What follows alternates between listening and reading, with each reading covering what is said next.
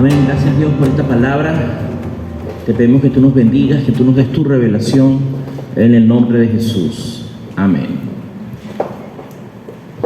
La semana pasada que nuestra pastor nos estaba comentando la palabra de Babilonia y recordando la prédica de nuestro fundador y obispo, la ciudad de metal, cuando estamos viendo los diferentes metales que están en esa visión de Daniel, ¿se acuerdan? La cabeza de oro, el pecho de plata, el vientre y muslos de bronce y las piernas de hierro con los pies de barro. Eso es una imagen muy conocida o muy presente en aquellos que hemos crecido en el Evangelio. Entre las simbologías, Daniel tiene esa visión y luego tiene una segunda visión donde prácticamente repite lo mismo, que son varias bestias y cada una representa a los mismos imperios. Además, siempre, desde nuestra infancia, cada vez que escuchamos esta imagen, siempre viene con la misma explicación, que son específicamente los reinos de Babilonia, de Medo-Persia, Grecia y por último el Imperio Romano. Y el Imperio Romano, bueno, que termina con los pies de barro y bueno, eso somos nosotros también que somos los pies de barro, nos hacen un salto de 2000 años desde los romanos para acá. La semana pasada que yo estaba escuchando esto y estoy pensando bien en las características de cada una de estas civilizaciones, cómo coexisten con la civilización humana, además que los que hemos estudiado el Antiguo Testamento tenemos una relación muy cercana con estos imperios antiguos a medida que estos interactuaban con el pueblo judío. Egipto, que no aparece en esta visión, pero tuvo su relación con los judíos. Babilonia, cómo interaccionan, en qué libros específicamente, desde la caída de Asiria, que toma el primer reino, y cómo interacciona Babilonia con el reino de Judá. En el libro de Ezequiel, por ejemplo, la caída completa. Luego tenemos esta serie de libros, Daniel, que nos narra la caída de Babilonia y la subida de Medo-Persia, etc. Entonces, pero la semana pasada que estábamos escuchando esta prédica, mientras Samantha iba predicando, Dios me iba revelando a mí una nueva actualización de esta visión. Porque es cierto que los imperios antiguos sí tienen una relevancia y tienen una importancia bíblica. Pero es que la historia humana no se detuvo en ese momento. Y la historia humana no agarró un hiato, una pausa, y nos quedamos a dormir y ¡puf! Aparecimos ahora. No, ¿qué pasó en la historia humana? ¿Cómo coexiste esta ciudad? Y cómo en el tiempo siguiente, en épocas modernas, cómo fue esa evolución y dónde están los hijos de Dios en ese momento. Entonces la palabra que quiero compartir ahora es esos mismos metales, esas mismas civilizaciones, pero cuáles son las civilizaciones modernas donde interactúan esos metales. Amén. Sabemos que somos los pies de barro, eso todo el mundo lo sabe, ¿sí? Porque somos los 10 dedos y tal. Incluso hay quien lo enlaza con los 10 cuernos del Apocalipsis.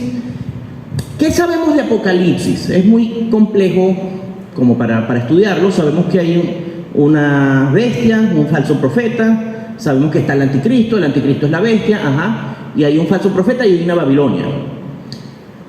Habíamos estudiado que el anticristo no es una dictadura que va a aparecer al final de los tiempos como creen los evangélicos, sino que el espíritu del anticristo se encuentra presente desde los inicios de la civilización.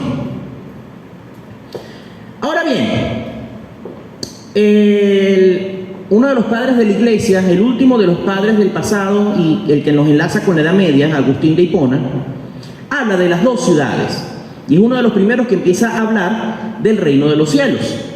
Entonces Agustín habla de una ciudad de Dios y de un reino de Dios que quiere materializarse. Él incluso tiene unas frases políticas. Él dice que cuando un gobernante, su finalidad es el bienestar de sus ciudadanos, tal cual como lo dice la doctrina romana, esa civilización, esa ciudad, ese estado, intenta materializar el reino de Dios. Pero cuando acuérdense que Agustín de Hipona, él fue contemporáneo de la caída de Roma, Hipona es una ciudad que quedaba a pocos metros de Cartago, y él sufrió también la invasión de los vándalos.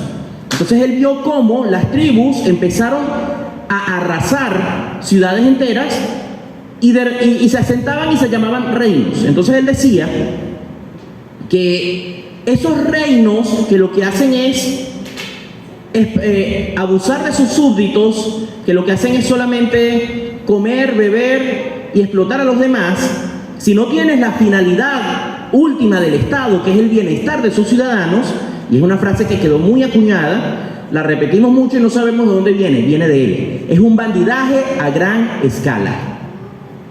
Cuando tenemos gobernantes que su finalidad no son sus ciudadanos, sino que los tratan como súbditos para expoliar, es un bandidaje a gran escala. Pero para finalizar la idea, cuando eso existe, es la ciudad del diablo. Entonces él habla de esas dos ciudades. Añadimos hoy, esa ciudad está inspirada por el anticristo. Entonces, en el Antiguo Testamento, en esa bestia, vamos a llamarla así, esa bestia de diferentes metales, sabemos bien dónde está cada una de esas ciudades, y sabemos dónde está el pueblo de Dios. Son los judíos, que están siendo vapuleados por cada uno de ellos. Pa, pa, pa, como una pelota de pinball. Pim, pum, pam. Pero ¿qué pasó después de la Edad Media?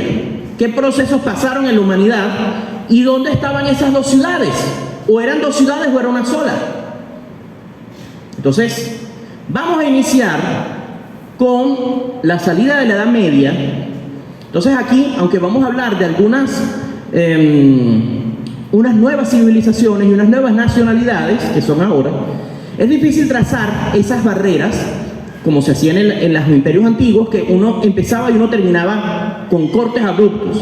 No puede ser griego y persa al mismo tiempo, no puede ser babilonio y griego al mismo tiempo, y eres romano y los agrupas a todos. Pero hay ciertas particularidades en esta nueva bestia. ¿Cuál es la cabeza de oro? Sabemos que es Babilonia, pero en el mundo moderno la cabeza de oro es el inicio artístico del Renacimiento, el mundo de Italia, el mundo de los grandes maestros, de Botticelli, de Leonardo, de Donatello. Fíjense bien cómo venía el arte de la Edad Media, la pintura, que parecían unos dibujos infantiles, unos dibujitos así, en dos dimensiones, los bichos así, con el arma, que tú ves la pintura egipcia del mural de Libertad, y vemos la pintura de la Edad Media, es igual, así, como los egipcios. Y súbitamente vemos ese arte tan admirado, tan estudiado, los grandes maestros, la escultura, la arquitectura. Sería como el esplendor y el inicio de lo que se llamaría el humanismo. Palabra que es difícil también de usar, de acuñar, porque ¿qué es el humanismo? Y hay dos vertientes de este humanismo. Porque aquí inicia, en la ciudad del anticristo, el humanismo malo, que es el que quita la visión de Dios y la pone en el hombre como centro del universo, que es el humanismo malo. Por otro lado, tenemos el humanismo bueno, que es el que viene saliendo de un mundo de oscuridad y quiere buscar formas de hacer las cosas mejor. Porque hay un problema con el paso de estos siglos, en la escasez, en la guerra, en la falta de esperanza. ¿Qué es lo primero que nosotros, pastores y líderes, trabajadores sociales todos, vemos en nuestras comunidades deprimidas? ¿Qué es lo que más nos preocupa? No solamente el hambre, no solamente la violencia, no solamente la delincuencia, la falta de esperanza, ¿verdad?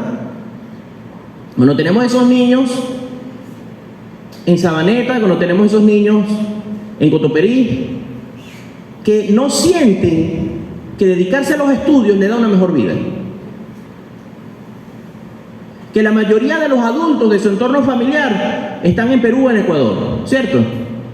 Ok, esa falta de esperanza se vivió en la humanidad por completo durante gran parte de la Edad Media, y Agustín, que sí hablaba de una esperanza, que sí hablaba de un reino de Dios fue interpretado de manera tal que en el mundo físico terrestre no vamos a tener nunca satisfacción, sino que nuestra satisfacción viene solamente después de morir, en el porvenir. Y la iglesia se encargaba de machacar eso. Todos somos pecadores, todos somos humanos. La naturaleza pecaminosa que la desarrolla Agustín con mucho sentido y que la conocemos, es usada para machacar los errores. Y políticamente, para incidir que la iglesia tiene que ser un mecanismo de vigilancia, porque todo el mundo se porta mal, porque todos han pecado. Entonces es la iglesia como vigilante, y el brazo secular, que son los estados, son una extensión de la iglesia que tiene que vigilarlos a todos, porque si los deja de vigilar se portan mal todos. Que era parte del sentido de la opresión manifestada a través de estas monarquías medievales. Entonces, en este renacimiento hubo dos tendencias. La primera fue, ya vamos a estudiar ese humanismo malo, cómo termina después, pero parte de esa esperanza que se vuelve a sentir es, ya va, pero se pueden hacer las cosas bien, se puede vivir bien, se puede mejorar las calles, se puede mejorar la sanidad, se puede mejorar la salud, ya va, pero no me tengo que morir de un resfriado, o sea, no necesariamente. Más o menos, ¿cuándo empieza? Mira, podría ser desde la caída de Constantinopla, a mediados del siglo XV, 1400 y medio, a mitad de ese 1400. Y aunque muchas expresiones duran un poco después, vamos a ponerle una fecha, hasta 1500 por la mitad. ¿Por qué?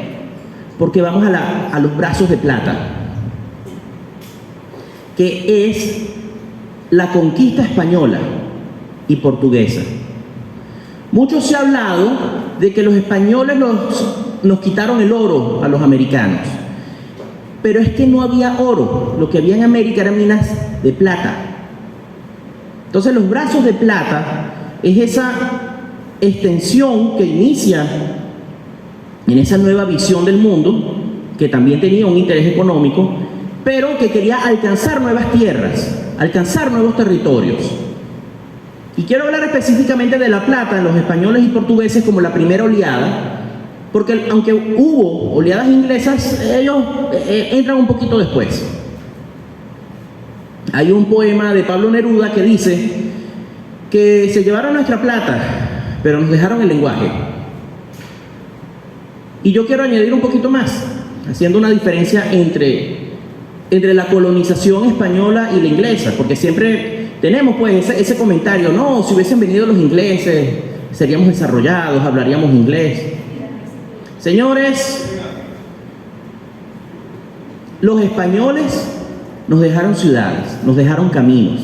Se llevaron una plata que estaba enterrada en unas minas que las civilizaciones aborígenes no estaban utilizando. Hubiesen podido pasar 2000 años y no hubiésemos mejorado ni desarrollado con esas toneladas de plata en esas cuevas. Así que no nos sintamos que nos quitaron algo, no nos han quitado nada. Tenemos nosotros que seguir avanzando, trabajando con lo que nos dieron, con lo que sabemos y con lo que vamos hacia adelante. Todavía hay minas de plata, gracias a Dios, y hay minas de oro, y hay minas de diamante, y ahí están. Nosotros tenemos nuestros propios problemas en trabajar en ellas. Entonces, esa plata, que es esa edad de la conquista, al mismo tiempo podríamos decir que la parte del anticristo sería así, ciertamente hubo dominación de una sociedad hacia otra, pero al mismo tiempo en ese momento estaba la reforma protestante, que también tuvo su parte buena y su parte mala, porque hoy en día yo no puedo trazar una línea y decir los católicos eran los malos y los protestantes eran los buenos, porque en Alemania también se cometieron muchos desastres en esa guerra, de lado y lado. Pero lo que sí pasó es esa redención. Dios estaba redimiendo la tierra y Dios estaba redimiendo la palabra, se estaba redimiendo y estaba volviendo a entrar en la tierra. Los españoles sí trajeron parte de la palabra, y la palabra se estaba manifestando también en Europa. Entonces esa plata estaba redimiendo una palabra que solamente en muy pequeños círculos se estaba escuchando. Y empezó nuevamente a circular la palabra de Dios. Ahora vamos al bronce, la siguiente etapa. Yo quiero por eso separar la conquista española y portuguesa de la francesa e inglesa. Porque los ingleses y franceses sí eran el bronce. Era mucho más sufrimiento, por eso les hacía ese pequeño comentario. ¿Qué hubiese pasado si los ingleses vienen a América? Arrasan con todos ustedes. Con todos nosotros. Yo tengo también ancestros indígenas. A ver, ¿quién queda viva, Angie? La única rubia. Porque esa fue... ¿Sí? Todos tenemos ancestros indígenas aquí. Y todos tenemos ancestros españoles aquí. No es una desventaja, es una grandeza. Nosotros tenemos que sentirnos bien, tenemos que sentirnos orgullosos de nuestros españoles que vinieron aquí, porque gracias a Dios no exterminaron lo que aquí había. Está la leyenda de que los españoles llegaron al imperio azteca e hicieron un genocidio. Eso no es cierto. Genocidio era lo que los aztecas hacían allá. ¿Ustedes se acuerdan la película Los Juegos del Hambre? Que cada año iban agarrando unas víctimas. Eso era lo que hacían los aztecas. Cada mes ellos hacían que alguien de sus conquistados le dieran un sacrificio humano mensual.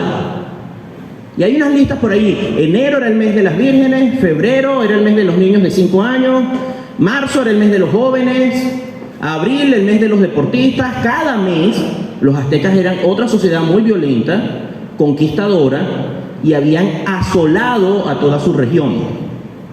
No eran unas mansas palomas. A ver, aquí, Mar Caribe. ¿Saben lo que significa Caribe? Los indios estaban aquí. ¿Alguien ha escuchado este juega Caribe? No estamos hablando de los Caribes de Oriente, no. Cuando uno juega Caribe es que juega demasiado agresivo. Los caribes eran caníbales. Y la moneda de cambio de la sociedad caribe eran los dientes. Porque era lo más duro. Imagina, ¿cuánto me cuesta esa canoa? 5 dientes. Ah, bueno, dale. La inflación, 500 dientes. No, vale, yo la consigo en 200 dientes por allá. Chao, chao contigo. Le agregaron 5 ceros ahí. Entonces, tendemos a romantizar las sociedades que aquí vivían, tendemos a victimizarnos por los europeos que sí vinieron con una civilización tecnológicamente superior, y romantizamos, ay, si yo estuviese en Delaware, si yo fuese Sioux, hermano, habríamos exterminado todo. Esa gente mató el bronce, mató a todos los habitantes de América del Norte, mató a todos los habitantes de Australia. Los holandeses, hermosos, calvinistas, la predestinación, y cuando fueron a Sudáfrica, ve cómo se comportaron y todavía se comportan. Tiene manchas muy feas esa cultura de bronce, de un sufrimiento desmedido. Y sí, paralelamente se estaba desarrollando nueva cultura, nuevo conocimiento. Es la época también de la Constitución. Pero como escuché en un video, sí, muy bien, en sus ciudades los blancos estaban luchando por derechos para los blancos. Todos los hombres tenemos derechos, mientras sean anglosajones. Si estás en la India, si estás en América o si estás en Australia, no tienes derechos. Esa es la parte del anticristo de esa época. Ahora, así como nosotros tenemos un paralelo entre los griegos de bronce, esa etapa de un poquitito antes del siglo XVII y XVIII, entre el 1600 y 1800, trajo también una sintetización de los conocimientos, porque el Renacimiento no trajo nuevo conocimiento. El Renacimiento, que es la primera etapa de oro, lo que hizo fue entender lo que teníamos del mundo antiguo. No tenía nada nuevo. Todas las disciplinas lo que hicieron fue retomar lo que un griego había hecho antes. La medicina retomó lo de Hipócrates y Galeno. La mecánica retomó, bueno, Aristóteles fue pionero en todos los campos está Aristóteles, hasta la política está Aristóteles. El arte retomó el arte griego. Esa fue la edad de oro. Pero en la edad de bronce se empiezan a retomar nuevos conceptos y se empieza a perfilar y refinar nuevos conceptos en este mundo de bronce. Y este mundo de bronce, estos conocimientos de bronce, son necesarios para la nueva edad de hierro, que es la revolución industrial. Y de hecho, muchos le dicen la nueva edad del hierro, porque aunque el hierro era conocido, en este momento es que hicimos acero a escala industrial. Porque antes el acero era muy poquito, golpeando la espada y ya. En la revolución industrial, uno de los adelantos técnicos es hacer acero por montones, vigas de acero, en máquinas de vapor. Conocimiento que, como les estoy diciendo, viene de la edad de bronce anterior, no la antigua, la moderna. Entonces, si los italianos fueron de oro, los españoles y portugueses fueron en la plata, y los franceses e ingleses el el bronce, ¿quiénes eran el hierro? Los Estados Unidos de América. Fueron los que liderizaron, y también los ingleses participaron aquí. La mitad de los ingleses es de bronce y la mitad también es de hierro. Todo el siglo XIX, en esta sociedad industrial, que nuevamente tiene una parte de Cristo y otra del anticristo. Así como hombres de Dios se manifestaron en la Reforma Protestante, tenemos un Lutero, que Lutero es más anterior, más de la edad de oro, de la primera etapa. Calvino sería la etapa de plata. De bronce podríamos tener a John Wesley en la parte eclesiástica, y tenemos académicos como John Locke, que era gran devoto. Aquí en esta parte del hierro, al mismo tiempo que tenemos la industrialización, que tenemos la cultura del carbón, tenemos también voces, que está John Newton, el escritor de Amazing Grace, de esta canción, que fue activista contra la esclavitud. Y ese es otro tema en la edad del bronce. Los españoles fueron los primeros que empiezan a traer gente de África por razones humanitarias para no esclavizar a los a los aborígenes. Pero los ingleses lo convirtieron en un negocio multimillonario. Quienes trajeron barcos y barcos y barcos negreros a este continente, lo que sea que hayan traído los españoles palidece con lo que trajeron los ingleses, que llegaron a monopolizar el trato, hasta los traían a Brasil y a Sudamérica. Los ingleses fueron los que se lucraron y se armaron con el trato humano. Y estaba leyendo otra cosa además. Alguien decía que los africanos no eran esclavos.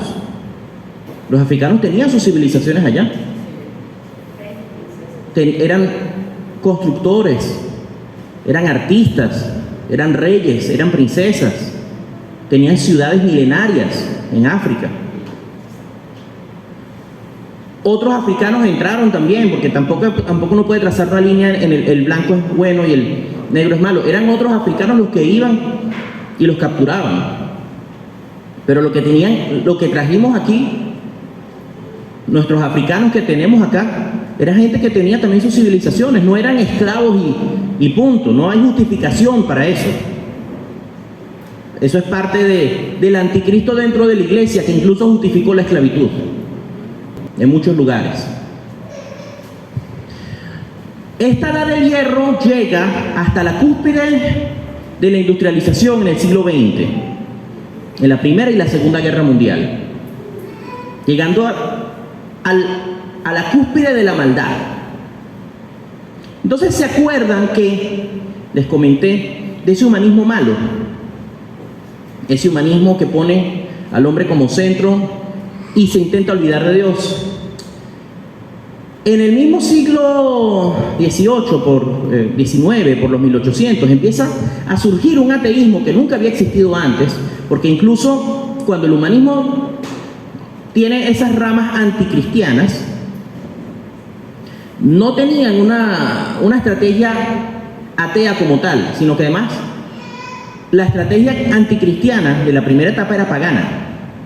No había una narrativa como no existe nada, solamente existe la ciencia. Eso empieza a existir en el siglo XIX. Y en el siglo XIX intentan enlazar el fin de la Edad Media con el fin de la dominación religiosa. Esa narrativa es una narrativa artificial.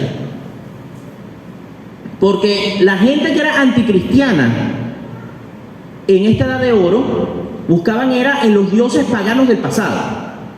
Entonces no eran ateos, eran otra vez buscando, quitándole el trono al Creador para dárselo a seres indignos. Y esa narrativa ha intentado enlazar el humanismo como los hombres estamos mejor sin religiones y hemos progresado sin las religiones. Pero esa narrativa de buscar al hombre nuevo, hubo un filósofo llamado Nietzsche que decía que como la moral occidental está basada en el cristianismo, tenemos que deshacernos del cristianismo y buscar una nueva moralidad. Pero esa narrativa es la que hizo que naciera el socialismo, la que naciera el nazismo y casi todas las ideologías dominantes que masacraron en el siglo XX y que todavía estamos lidiando con ellas en el siglo XXI. Entonces estaba leyendo en un historiador que hablaba del fin de la Edad Media y parte de lo que perdimos, que era esa seguridad que existía, aunque teníamos mucho que ganar todavía, pero había confianza en Dios, la visión estaba puesta en Dios y teníamos una especie de... La humanidad tenía, aunque faltaba mucho, pero la visión en el porvenir, aunque fue vilipendiada por la religión, hacía que el hombre común viviera pendiente de Dios. Entonces, ¿qué pasa en el barro? El barro son las masas. Nunca antes en la historia de la humanidad como hasta ahora dependemos tanto de las masas, porque todas las tendencias que hemos estado hablando eran solamente de unas élites, de unas minorías, de unas pocas ciudades, pero siempre se sustentaba sobre la base mayoritaria de campesinos o de obreros que no entendían lo que estaba pasando. Los dedos de barro tienen una parte buena y una parte mala. La parte del anticristo, que es la parte mala, es la frivolidad, es la anticiencia, la pseudociencia. Hay gente que está volviendo a decir que la Tierra es plana y están convencidos de ellos. O hay gente que no se quiere vacunar, que dice que es una conspiración. Hay gente que dice que el hombre no llegó a la luna, que eso fue otra conspiración. Entonces, ya ni siquiera lo establecido, ya ni siquiera la ciencia, no, porque tú podrás tener un título, pero he escuchado, tú podrás ser muy médico, pero yo sé más que los médicos. Sabes más que los médicos, bueno. Gente que vio un video por YouTube y sabe más. Eso es la parte mala del barro. La parte buena es la masificación también del conocimiento, que podemos alcanzar a muchos más, que tenemos muchas herramientas a nuestro alcance, y allí es donde nosotros en este momento tenemos que ser herederos de la cultura que estamos diciendo, de la cultura de esta ciudad de Dios que se está materializando, que tiene una trayectoria de siglos, y esa piedra que dice al final de esa visión que va a desmenuzar al anticristo, al contrario de la civilización del pasado, que como dije, estaba afuera, los judíos, y en estos últimos siglos el remanente de Dios ha estado dentro de esa misma ciudad, porque ha estado el trigo y la cizaña juntos, hemos crecido juntos en la misma civilización humana,